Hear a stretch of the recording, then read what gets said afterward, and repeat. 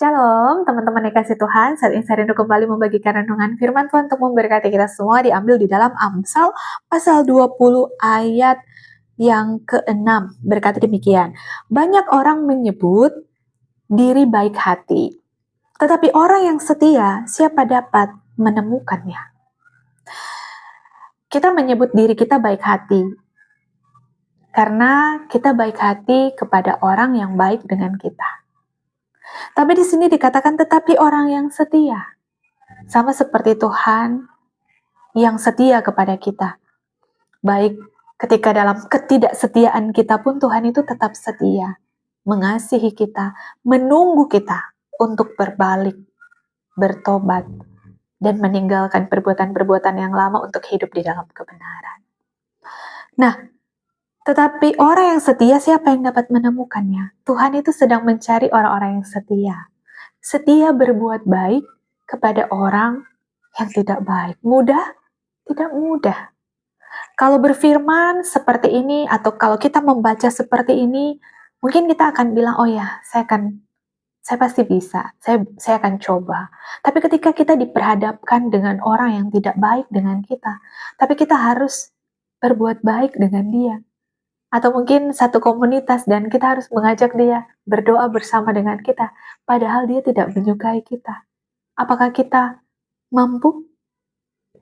Kita akan dimampukan jika kita punya hubungan dengan Tuhan. Makanya firman Tuhan ini yang kita baca setiap hari itu penting, tetapi untuk melakukannya di dalam hidup kita, itu butuh hubungan dengan Tuhan. Kita nggak akan mampu, kita nggak akan bisa.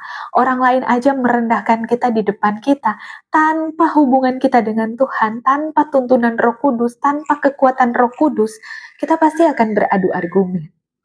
Tapi kalau kita dipimpin Tuhan, kita dipimpin Roh Kudus, kita punya hubungan dengan Tuhan, kita sering merenungkan firman Tuhan setiap hari, kita punya waktu khusus bertemu dengan Tuhan, di hadirat Tuhan.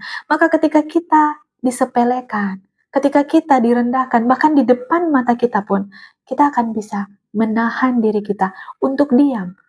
Ketika Roh Kudus berkata di dalam hati, diam.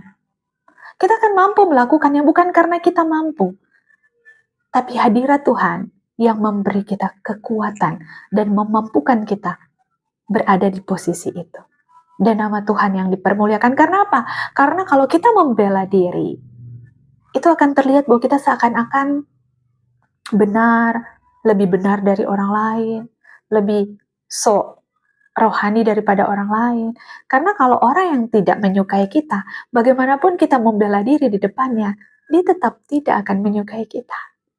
Oleh karena itu, Tuhan sering mengajarkan kepada kita semua, bahkan saya secara pribadi, ketika ada yang merendahkan, diam, masuklah ke hadirat Tuhan, berdoalah kepada Tuhan. Sakit hati? Sakit. Berdoa kepada Tuhan, meminta kekuatan daripada Tuhan.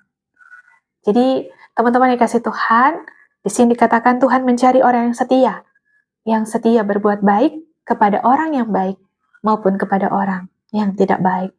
Firman Tuhan ini memberkati kita semua. Shalom dan God bless you.